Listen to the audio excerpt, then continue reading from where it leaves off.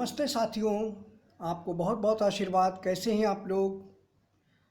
आज का ये दूसरा वीडियो है और ये वीडियो में अपने एक परम भक्त, एक अनन्य भक्त के बारे में वीडियो दे रहा हूँ। ये मेरा भक्त मेरे मर्म को पूरी तरह से जानता है। मेरे युवावस्था से लेकर अब तक, किशोरावस्था से लेकर मेरे अब तक के सभी मेरे मर्म को, मेरे ऐश्वर्य को और मेरे परम ब्रह्म परमात्मा रूप को ये पूरी तरह से जानता है। और इसने मेरे सभी रूपों के दर्शन किए हैं। देवी देवताओं के भी इसने मेरे इसी आशीर्वाद की वजह से दर्शन किए हैं।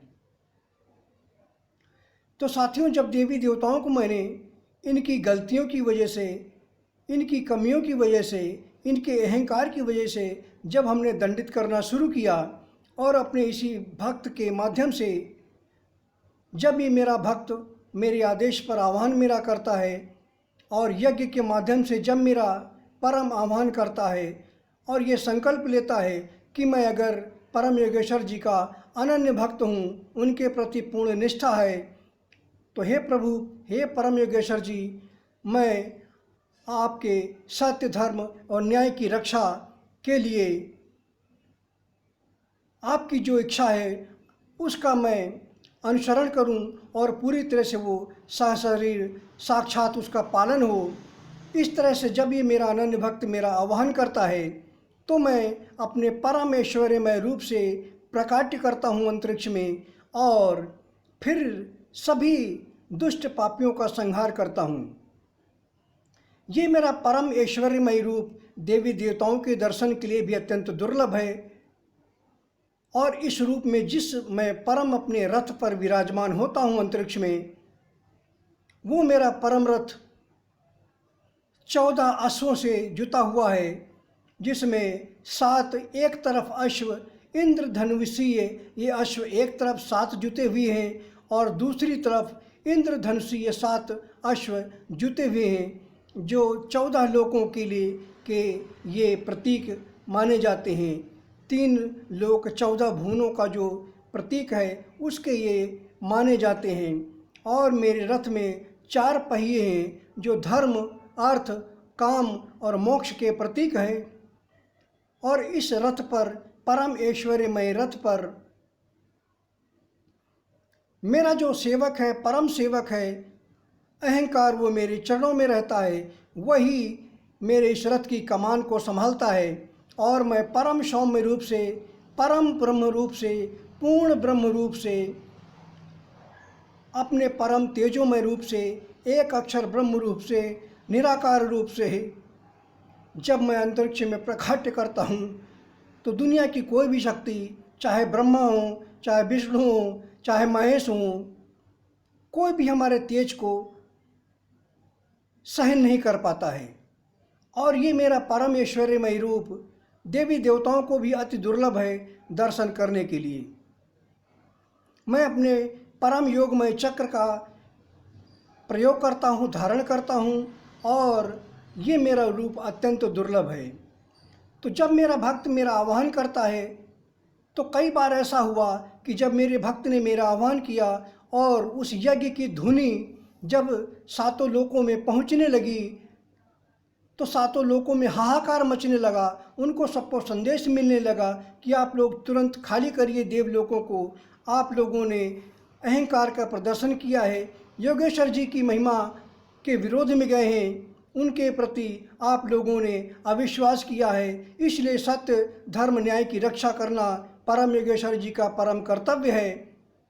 और जब ऐसी आहुतियों के माध्यम से इन सबको, देवी देवताओं को, दुष्ट राक्षसों को संदेश मिलने लगता है तो ये भगदड़ मच जाती है, हाहाकार मच जाता है 10 दिशाओं में।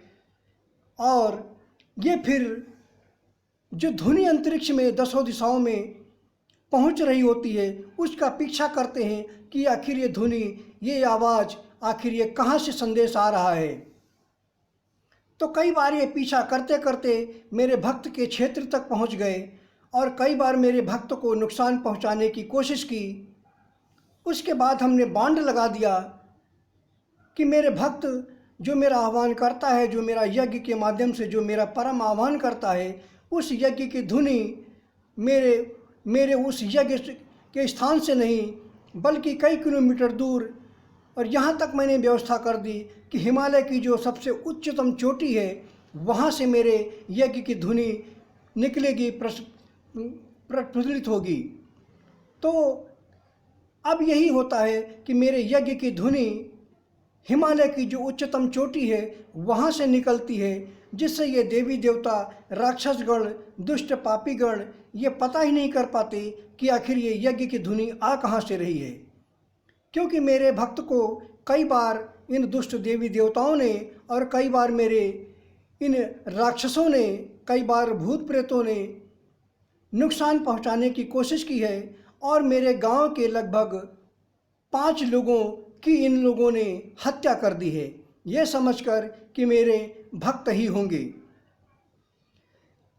इस तरह की घटनाओं में राक्षसों ने षड्यंत्र किया और मेरे भक्त को चोट पहुंचाने की कोशिश की, ये सोचकर कि अगर योगेश्वर जी के इस अनन्य भक्त को खत्म कर देंगे तो न रहेगा बांस, न बाजेगी बांसुरी, और देवी देवताओं में, ब्रह्मा विष्णु महेश में मेरी जय जयकार होगी।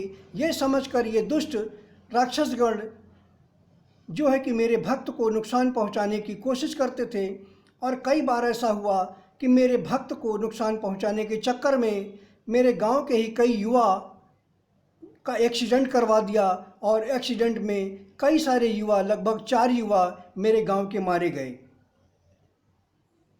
इसी क्रम में एक बार तक्षक नाग ने मेरे भक्त को डसने के लिए मेरे गांव में प्रवेश किया, मेरे भक्त के घर के आसपास पहुंच गया, ये सोचकर कि मैं आज परम योगेश्वर जी के अनन्य भक्त को आज जिंदा नहीं छोड़ूंगा।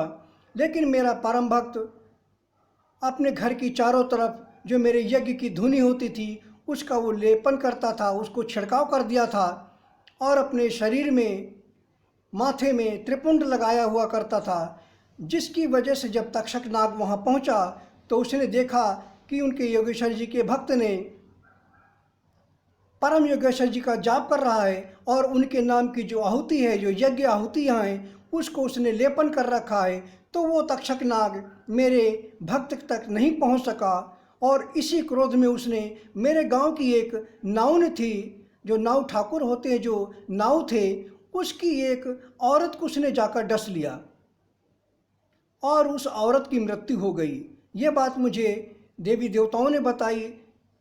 तो इस तरह से एक बार ऐसी और घटना घटी कि मेरे भक्त के चाचा के पत्नी को ही इन लोगों ने जान से मार दिया, क्योंकि मेरे भक्त को ये ढूंढ नहीं पाए, और उन्हें लगा कि उनके परिवार के किसी सदस्य को ही, तो उन्हें लगा कि ये परम योगेश्वर जी के भक्त की पत्नी है, और ये सोचकर मेरे भक्त के चाचा की पत्नी को ही मृत्यु के घाट उतार दिया।